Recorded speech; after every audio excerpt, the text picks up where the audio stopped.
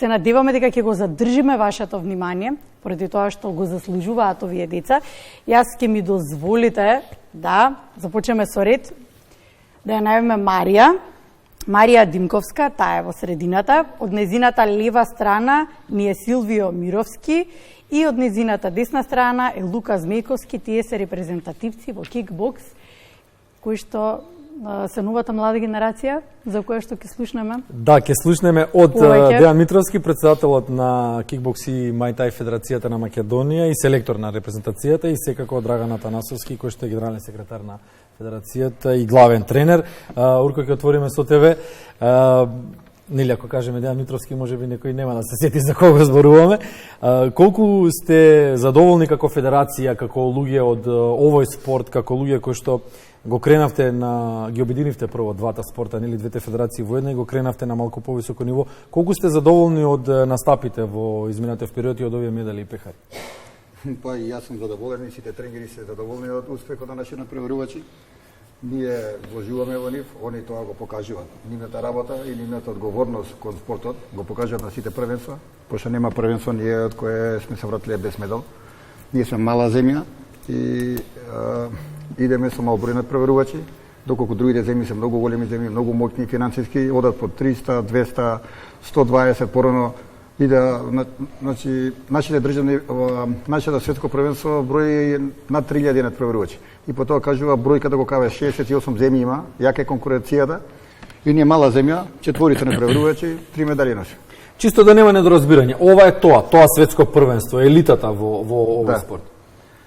Драган, јуниорите покажуваат сериозни резултати. Донесоа 2 злата, донесоа сребро од светското првенство. Дали тоа ветува и врвни сениорски резултати ако продолжат со истата работа?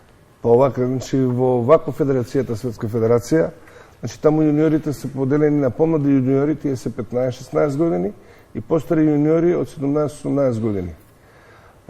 Оваа година, ево, Силвио веќе е постар јуниор, и тој би требало сега да настапи во сениорски надпреварување. Значи, наредното првенство што ќе биде Европско првенство вако, во кикбокс, ќе биде во ноември, и сакаме да го уклучиме и понатаму Силвио, пошто покажа убави резултати на јуниорското, да продолжи во сениорското, па ќе видиме што ќе направи. Дали Силвио останатите се подготвени, Јоана Поели? Подготвени се, разбира.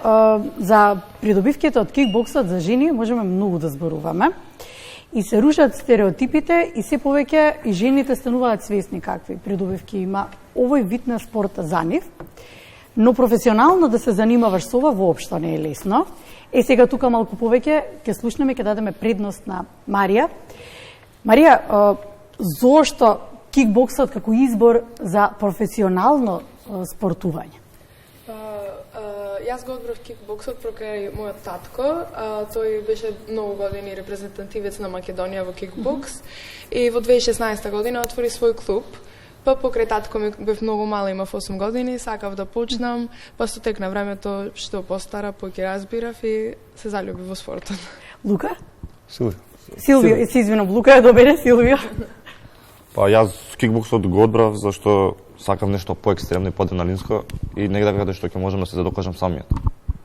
И успеваш ли во тоа? Сакаш да кажеш ги надминуваш сопствените очекувања? Да, сопствените граници ги надминувам. Лука? Јас исто како Силвио сакав потеренски спорт, прво кратко карате, после првенствив на кикбокс. Кикбоксот ги задоволи твоите очекувања? Да. Јас знам дека е одличен спорт да извадите целата негативна енергија, да се наполните со, верувале или не, неверојатна позитивна енергија. Сите грижи ги оставате во рингот за вас. Што е пресудно кога го спомнуваме рингот?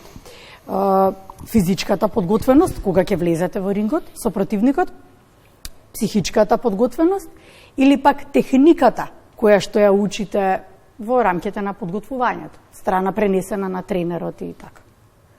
Па, мислам дека техниката е најмалце битна.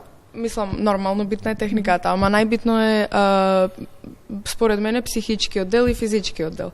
Мора кондиционно да си спремен да можеш покрај адреналинот да ги издржиш тие 3 рунди. И нормално. Колку време траат од прилика? Време? 3 рунди по 2 минути.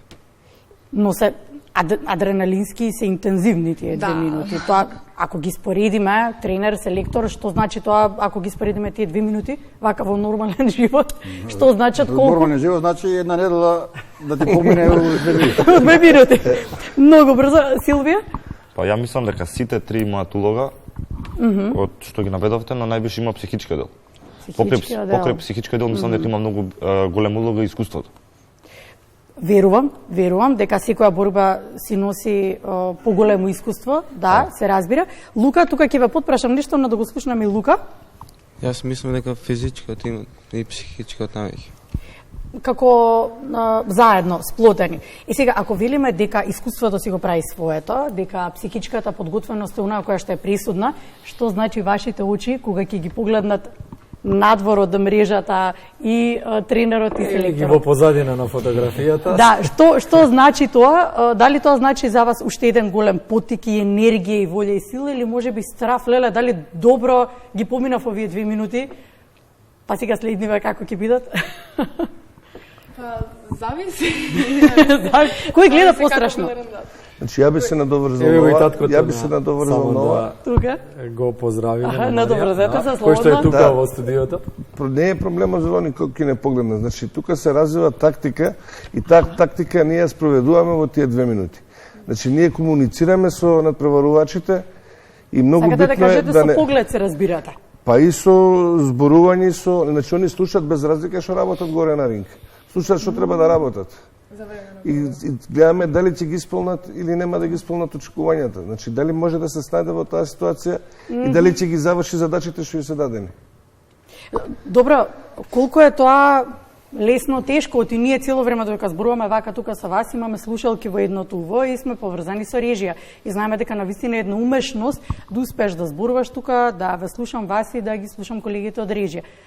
Што за вас тоа значи? Сме различни професии нормално, но сепак еве како споредба. Па, дефинитивно е многу потешко. Таму има, например, на светското првенство над 3000 надпреварувачи плюс публика имаше. Кого да слушаш? Да, звуци на сегде, навивања, свират. И многу е тешко да го слушаш тренерот во моментот, ама се концентрираш само. Ќе мора да се концентрираш само. само. Имате 600 сетило, вие имате интуиција, така што за вас не е проблем. Па како што рече Марија, се фокусираме највише на тренерот, што ќе каже он и како сме работеле тактиката, така гледаме да изведеме на рингот натре кога сме. Лука? Пробуваме да го направиме тоа што ни го кажале во паузата. Добро, ќе ми дозволиш. Сака Дејан Митровски само да дополни нешто. Ќе ми дозволиш, сакам Дејан да го вклучам, со оглед на тоа дека верувам дека е еден од вашите идоли. Го имате до вас, учите од него.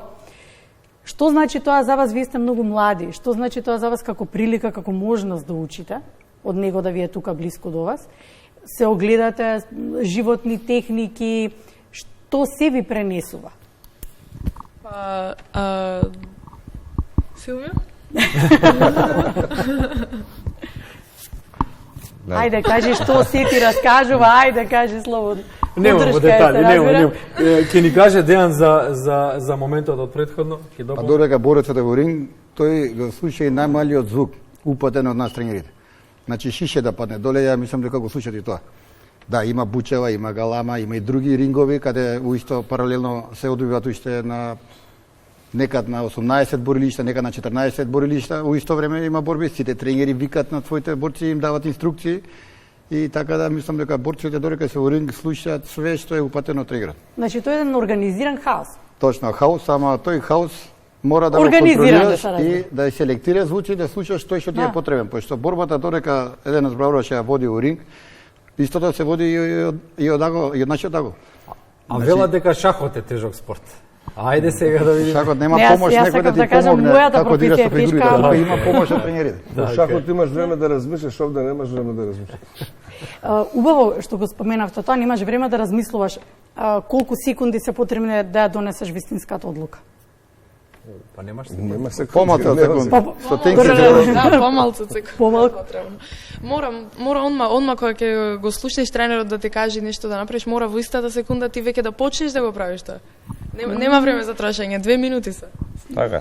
Да. Тие инструкции се на пример влези сега, врати се чекор назад, задна рака, предна нога, дигни рака, дигни, значи тие ситници, ама ако мора да биде усогласено. Ако не ги исполни одма, после пример една секунда на пример више касно треба друго да изработи, не тоа више. Добро, сега вистинското прашање е дали на тој начин се освојува злато? Дали е тоа начинот на кој што се освојува злато? Па, нормално, мора да се слушаат тренерите, тоа е голем придонес, бидејќи тие не го дават цело знаење што го имаме. Згора на тој, ако ти е татко кој се вика Александар и кој чека тука. Да, Александар чека да види што кажа. Јас имам привилегија, бидејќи татко ми е тренер. Да, се разбира. Цело негово знаење и мое. Па, за златото тоа е најбитно да го слушаш тренерот во тој момент, покрај нормално напорните тренинзи што веќе месеци се прават за да стигнеш до тоа светско првенство. Да се вратиме малку Не, мислам дека нешто ќе надополнат. Ајде Силвио, кажи уште нешто. Континуирано вежбање, што е можно повеќе, понапорно и да се достигне таа цел.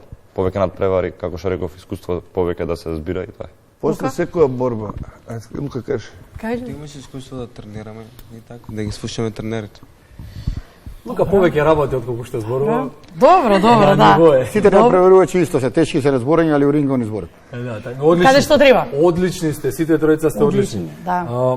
Малку со селекторот и со тренерот во таква улога. Дали е доволна базата што ја имаме за резултатите што ги посакуваме? Зборуваме за организацијска поставеност на условите за овој спорт, надпревари во Македонија, препознавање на резултатите, препознавање на квалитетот на спортистите, колку се ценет и кај нас. Сега се многу прашања, сите во едно. Урко? За мене ова? Да. Вака. Значи, ако ние сме во пораз, последните 4 години сме во огромен пораз, со резултати и со успеси. Имаме државни првенства, на тие државни првенства ни се помасовни, веќе броеме, мислам, околу 400 преварувачи, така, 380, 390 до 400 преварувачи. Тоа е сериозна бројка, од каде што може да се направи добра селекција и имаме добар потенцијал, најмногу да потенцираме меѓу јуниорите. И тие јуниори кои ќе станат веќе сениори, почнат повеќе поинтензивни излагања, значи девојки, дечковци, телефони, инстаграми, социјални мрежи, имаат се ги тоа ги оттргува од тренинзите и почнуваат да паѓаат резултати. Да најдеме некој начин модул да ги задржиме ние сениорите, тоа ќе имаме уште повеќе резултати. Не само зборам за кикбокс, зборам за општо за сите спортови. Да. Имаме проблем со сениорската конкуренција. А генерално условите какви се во државата, се препознава ли она што ќе се постигне како резултат? Услови сега како немаме идеални услови, сепак имаме, сме биле на сите присутни на сите настани, сите првенства и контролни светски купови, европски купови, балкански купови, за да ние да дојдеме до едно светско првенство, имаме на низа првенства каде што треба ние тој да ги поминеме, да видиме мерилото како ние ги гледаме борците, наши се спремни борците све, ама кога ќе разберат, нели, кога ќе влезат во борба со други надпреварувачи кои веќе немале борба, со нив тогаш ќе гледаш, нели, јадрен изонот е друг, нели, и паниката дали ќе победам, дали ќе изгубам. Да. Значи и тоа искуство на све ни, али за тоа све да го стекнеме, нас ни треба повеќе настапи. И имаме подршка до сега и од сега верувам дека ќе имаме уште поголема подршка, пошто сега е Агенцијата за спорт и млади станува Министерство за спорт и млади. Таму е, нели, министерот е бив спортиста, кој знае, разбира за спортот што треба и што му треба и што ни е потребен.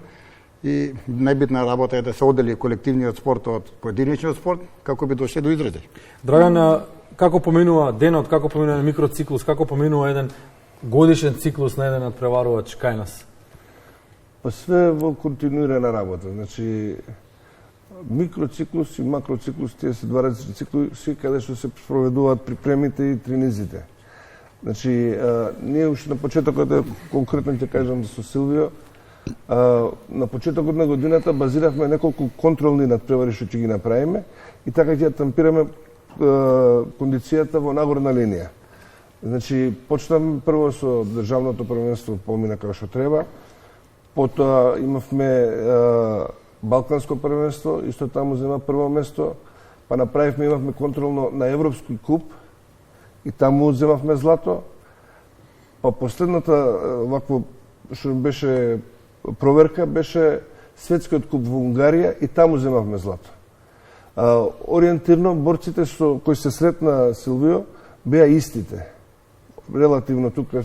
Дори и финалето што се деси сега на светското првенство, ние го победивме на Светскиот куп. Така да ние имавме некоја визија како и што ќе се одвиваат работите и ситуациите на ринг. Остварена е визијата?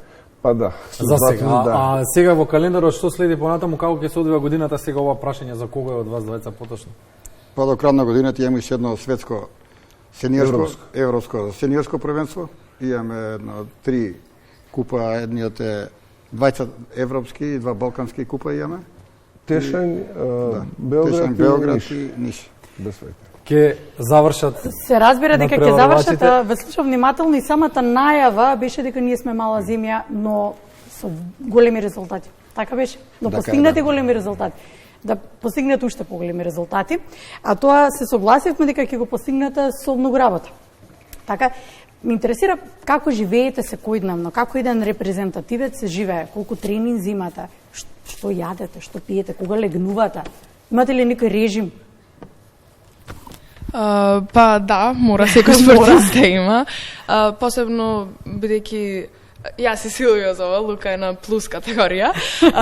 Ние што треба да кратиме килажа, мора да имаме исхрана, режим на исхрана, здрава храна, да нема глупости, јадење, да речем. Мора да биде здрава храна 3 пати во денот. Значи, не смееш ти да си дозволуваш, како беше еден ден дозволен за джанк фуд, за недозволена храна или брза исхрана, нема тоа. Добро? Мора покрај тоа и нормално со тренинзи многу, училиштето, може да се жртвува малце училиште, малце ноќен живот, да речем, излегување. Да, вие сте млади, споменавме тоа со Дејан, дека сепак најголемиот проблем вие кои ќе дојдат во едни тинеџерски така години, како да ги задржиме спортистите да истраат. Да. И подобро сите тоа сме го поминале, веројатно знаете. Ама па и резултатот е производ на тоа. Без тоа не може резултат, не се станува светски првак без да скратиш некој други задел. Тука желбата веројатно најмногу преовладува, така? Треба да знаеме што сакаме да постигнеме. Има пуно така спортисти и општо луѓе у бизнисот што лутаат помодарство дека било, ајде од помодарство го правиме. Али битно е да си има цел и таа цел се брка во животот, немаш теорија да не се стигне до таа цел кога човек е на умениште. Слушавте? Следите? Следете си целта во животот, а ние време е полека. Добро, тука можеме да одјавуваме полека. Да, ви благодариме што ни дојдовте. Ве чекаме со уште повеќе пихари, така полно, медали, златни. Лука, вака да ги спонаредите тука се. Може договорено? Секоја чест, дечки и девојко.